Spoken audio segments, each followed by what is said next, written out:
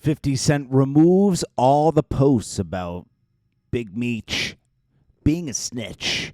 Now, the rumor is that he got pressed out in, I don't know where he was, but he got pressed by some blood guys over this. Now, what you got to understand is Big Meech has a lot of ties to the streets because he fed the streets for years. And now he's home, and he's feeling himself that he's home. He was very appreciative of everything when he was in jail, but now he wants to take over his life story and take over control. And it just doesn't work like that.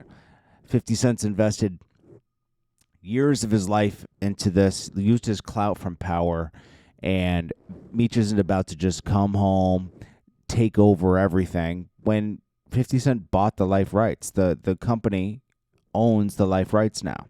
You can't just get your life rights back and take over show. Meech almost thought 50 was working for him. Like, yo, thanks for setting this up, bro. We're legitimate now. It's like, no, he rebranded you guys so you guys can make money off of the BMF name. You could have done plenty of stuff, but you decided to go against the one guy who helped you. And it shows a lot about the character of Meech. Now, all this does, 50's gone up against Supreme. When he first entered the game, he had to roll around in bulletproof trucks for 4 years, 4 to 5 years. Okay?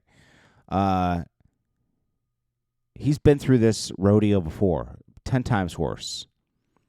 All Big Meech is doing is calling some favors for some guys, or they just felt like being loyal to him because he fed people pre-2005. But soon, they're going to realize that Big Meech has nothing to offer, and 50 has a lot more to offer. All stuff like this does is motivate 50 Cent to put out an exposure documentary with Tammy Cowan. Okay, that's for sure coming out now.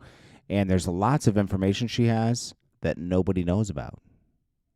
So that's all going to get exposed. And Big Meech is pretty much destroying his own future here. He's destroying his legacy. If he had stayed down, built a relationship, got more involved with the show, and then did spin-off shows, he would have seen a lot more success. You can't just go to a studio and be like, yo, I got a great story, and it gets greenlit. You know how many great scripts get turned down? You know how many great stories don't get greenlit? It's not easy. It's not that crazy of a story. In fact, someone could do the story and call it somebody else. Call it something else. You could do that. That happened with Snowfall and the real Rick Ross story. They borrowed parts of his story and used it in the show. So, and 50 Cent could do a ton of different dealer shows. I mean, it doesn't matter. Those are always going to sell. So, Big Meech screwed his son over. Not only did he screw him over for being in jail for 20 years, screwed him over when he came out, when he had made a life for himself and started to make it in acting. Big Meech isn't as smart as he think he is.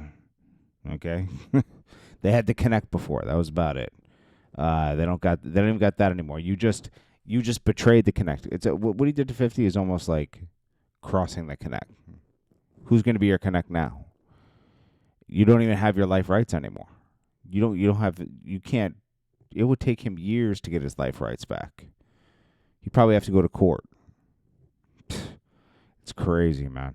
Time and time again, you always see snakes. This is a snake move here. Anyways, I'll check you in the next one.